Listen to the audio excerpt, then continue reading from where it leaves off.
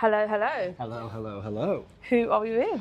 I'm Simran, the CEO of the Format Group and Managing Director of TEDx Northern Quarter. Wow, what an honour. Thank you very much. It's an absolute privilege to be with you today. Thank you so much. And how long have you been doing what you're doing? So I started the business when I was 19 years old, and I have only just become an old man last year at the age of 30. So 30. I've been doing this for my 10 years. It's my 10-year anniversary this year since I Wow. started the Format Group. Congrats. And it marks 3 years since we started TEDx Northern Quarter Wow. as well. It's been one amazing journey that I've been on, and I'm very privileged and grateful for the life that I live every single day. What's the Format Group? So the Format Group is the UK's biggest games industry community events organisation, and we're an award-winning marketing agency for the games and tech sector. And we basically host a number of B2B and B2C community event activations. So we're predominantly known as the hosts of Europe's biggest games industry nightlife festival. Ooh. So imagine the Warehouse Project for video games, which was my business inspiration at 19, what inspired me to build the whole business to begin with. And then we also host talks and panels and summits for the games and tech industry, inviting industry leaders from across Europe, Asia, the UK, America to come and speak at our events. And then as a result of all that, we were given a TED license 3 years ago to host TED Talks, which is one of the biggest honors of my life, to basically highlight some of the most amazing people that we pass every single day on the street, to let them become TED speakers and share the ideas that forge the world that we live in today. What a story. Yeah, it's been an interesting I want to clap right now, but I can't. No, go on. I tell you what, clap. we'll clap. I tell you what, we'll do a hand clap. There we go. Oh, sure. Oh, go on. Okay, so are you a raver then? Well, so believe it or not, right, I actually used to love a good rave, but I'm gonna sound so stereotypical, but the last thing you want to do when you do nightlife is actually go to raves. I love my bar culture, and I love nightlife culture. I'll still go to a rave whenever I want. But do you know what, as I've got a bit older, and I sound so millennial when I say this right now, I love a good meal. And I love going to a good bar with my friends. And I'm a foodie. I'm an absolute massive foodie. Can you cook? Literally. I'm half Indian. What kind of question is that? Where do you think the name comes from? Oh yeah, so, and my missus is Jamaican. So wow, what a combo. So I inherited South Asian cuisine. I can cook British cuisine if you really want to get into that, but let's be honest, that's just pie and chips. And then I can also do the Caribbean cookout because of my missus as well. So yeah, I love all the food. I'm a massive foodie.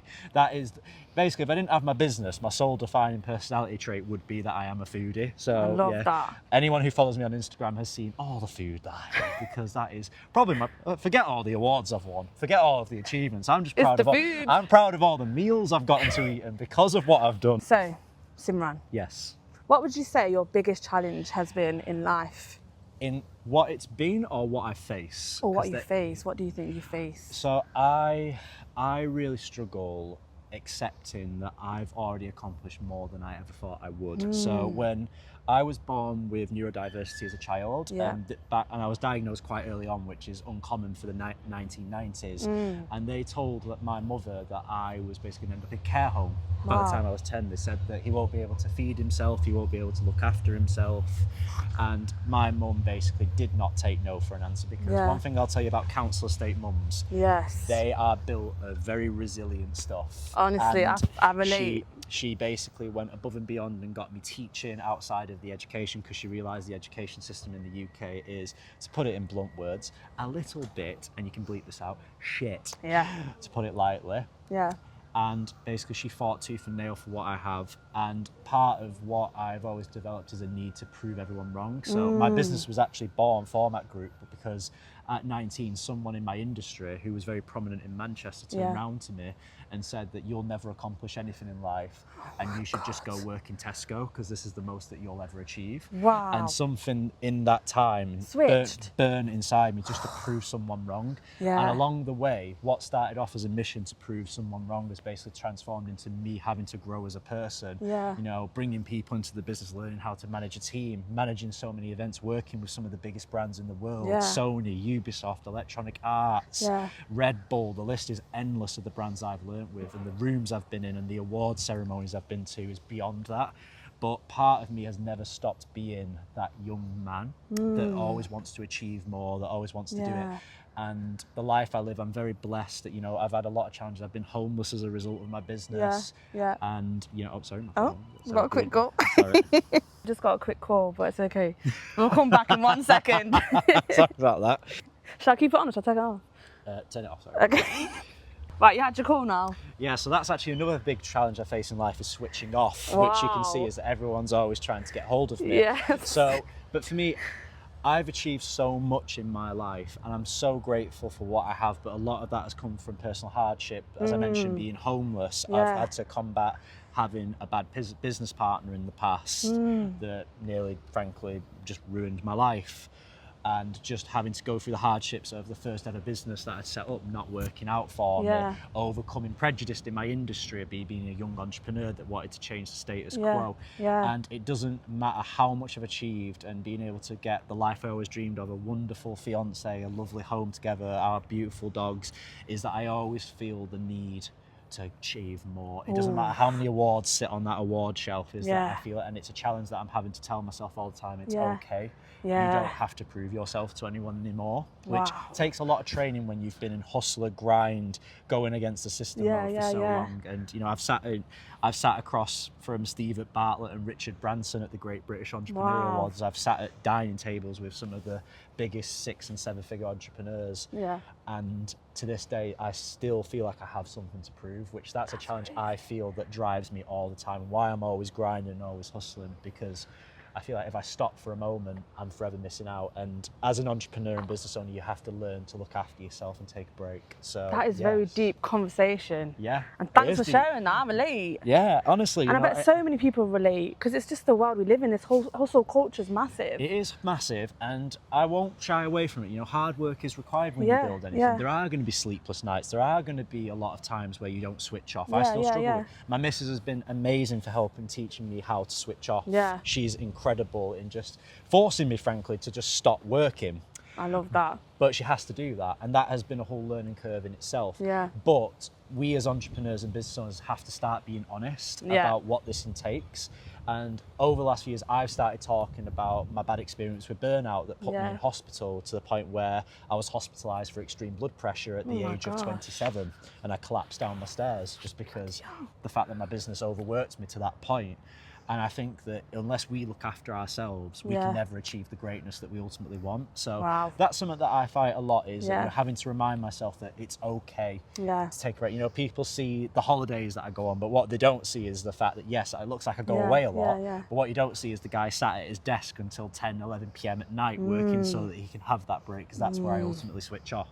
So that's something that I've always really, sort of the biggest challenge I face is learning to be human once again, which is why I'm so big on the topic of community, because community is what reminds us to be human. Give us a little sneak peek of what's happening for you this year. So this year, I said we are celebrating the 10-year anniversary of Format GG, the Ultimate Gaming Social, which is Europe's biggest games industry nightlife festival. And I have decided for this year, for 10 years, because I have to check myself this year in particular. It's been a huge thing to look back at 10 years. When I was 19 when I started this, and I have to remind myself of that journey that I've been on. My life has changed so much over 10 years. Like everything from launching energy drinks, toy deals, to getting my own offices here in Media City, to working with some amazing brands. So I just thought, you know what, this is the year I go all out. So biggest version of Format GG to date, I'm bringing in gaming choirs, some of the biggest live performances you've ever seen, literally whole orchestras to perform live on my stage, content creators from across the world come into the event, game studios. We're doing our first ever event in the south in Brighton this year. We're doing our first ever one. We're expanding out of there because we do across Manchester and Liverpool. Then on top of it, we've got TEDx Northern Quarter going bigger and bigger than ever as well, taking over Stoller Hall, where we're going to have the biggest lineup of speakers we've ever had to date, some of the biggest partners we've ever done. It's so funny because every single year I tell myself, I'm going to take a break this year. I'm going to stop with all the announcements for 1 year. But I think this also ties into that previous topic we had about me always feeling the need to chase for more, is that I don't think I will ever have a quiet year. That is the truth. Like even when I retire or whenever that day comes, I'll probably still find a way to keep another project going even then. So yeah, it's just going to be another phenomenal year. That is basically. exciting. Yeah, and that's just from a work perspective. From a personal life perspective as well, I'm looking forward to getting into planning my wedding, which is Wow. something that my missus had to put up with. Life of an entrepreneur, trying to plan a wedding as a business owner, Yeah. you don't get much free time. So I'm just looking forward to spending more time with my family, my friends, and just developing those relationships. And we are also working on a brand new event that we are trialing out for 2028, which is going to be big. It's going to be big for Manchester. It's going to be big for the Manchester tech, gaming and creative scene as a whole. is big. It's in the very infancy stages of planning at Yeah. the moment. It will take over a year of development to get it off the ground. Yeah. And we've got some amazing partners, but I can't say what it is yet, but it will be in Manchester. And it's going to be big for the city when I get underway, because if there is one thing I think I have earned a little bit of Curtis Grace is that when I say I'm going to do something, I do it. I said I was going to get a TED conference for Manchester. I did it. Yes. I said I was going to put Manchester people, who are some of the best people in the world, in fact, the best people in the world, because we are a city of creativity, of culture, of life, of beauty, of honesty, and just frankly, amazing, and you can bleep this out, fucking incredible, legendary people. So I always said I was going to do that. I'm getting shivers right now. And people said I couldn't do a TED conference. Yeah. Went and did it. People said I couldn't build the biggest nightlife gaming rave in the world. They said I couldn't do it. They said I couldn't launch my own little mini expo conferences. They said I couldn't do it because I care about bringing people together. So that's what this year looks like for me, is getting our big project of 2028 off the ground, making TEDx Northern Quarter bigger than it's ever going to be, so that we can put more Mancunians on that iconic stage, and just developing the business as a whole now that we've got our wonderful hub here in Media City. So a lot of great things are coming. This is a year of pushing myself to achieve more, but also laying down the foundations for something much greater that's coming in the future as well. Wow. I don't know what to say. You don't have to say anything, you know. Are you proud of yourself? I have to check myself that I am. Yeah. This is going to sound, depending on how your audience takes this, it's going to sound really sad or really inspirational. When you get to a certain point, I've accomplished a lot at the age of 30. Yeah. And it got to a point where I said I was constantly achieving that next goal after the next goal. You have to check yourself, whether you're an entrepreneur, a creative, or whoever you are.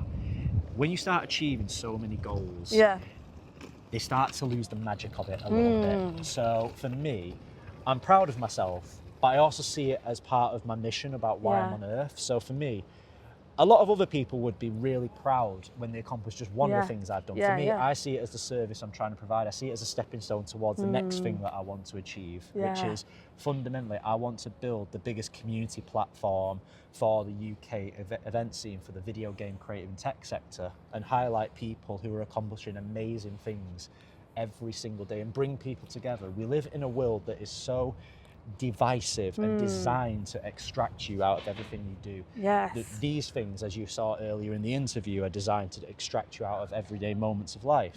For example, we're walking around right now, and I bet you've not even looked at any of the other people that surround us every single day. And take in that every single one of these people has their own life, their own story.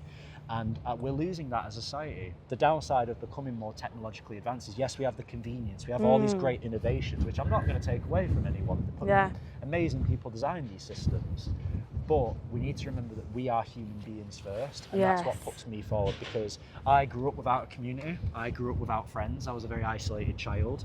I was a subject of horrific bullying growing up, and part of why I do what I do is because I want to basically create that which I never had growing up, which is the community platforms I wish I had had, and also giving people the opportunities that I never got given coming from a council estate, and also some of the roadblocks that my industry put in my way to stop me from achieving those things.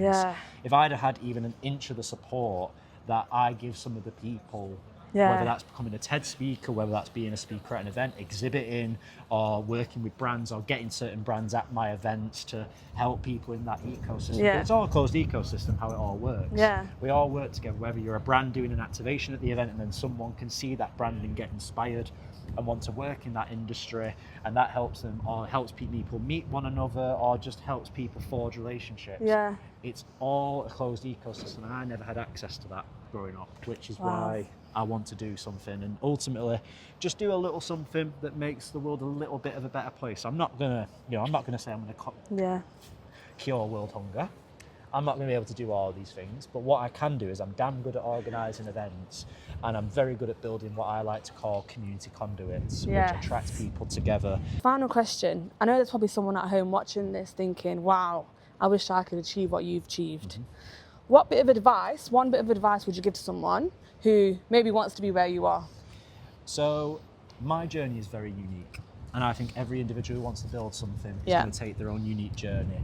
But the best piece of advice I will give anyone, which whether I've done when I've gone to colleges and spoke, whether it's someone wanting to break into an industry or someone who wants to build their own businesses, it is not what you know, it is who you Wow. know. You Yes. need to be in the rooms with the people who have achieved what it is that you want to accomplish, Yeah. and then ultimately listen to those people about how they got where they are. I see so many people go to events and surround themselves with people that have never accomplished anything that they want to accomplish. So I'll ask your audience as a question, Tennyson, why would you take advice from someone who's never been where you want to be to begin with? And you need to surround yourself with the people that have accomplished the very thing that you want to. So go to events and network with the people in your sector or the sector you want to work in. Yeah. Connect with people, because you don't know wherever it leads today. Yeah. You have no idea. Wow. And there's no such thing as a bad connection. You have no idea. So many of the brands I've worked with is just because I met someone who ended up being a junior at another company and then went to work at the very company that I wanted to connect with. Wow. And I've been able to build that bridge, and that is what life is about, community fundamentally. So don't ever forget about connecting with people, because again, it's not what you know, it's who you know half the time. Wow, Simran. Give me a hug. Good. Thank you so much. That was full welcome. of gems. No, And honestly, now, you're a gem. well, thank you so much. And now we're getting a cheeky coffee. I'm getting the cheeky vanilla latte. Vanilla latte. Do you have normal milk or oat milk? Oh, so I'm open to all milk. Okay. I will admit, I do like regular milk, Yeah. but I went through an oat milk phase, but then the cost of living happened and Yeah. it went up to like £5 a pint. Well, thank you so much. You're very I'll speak welcome. to you soon. Bye. Bye.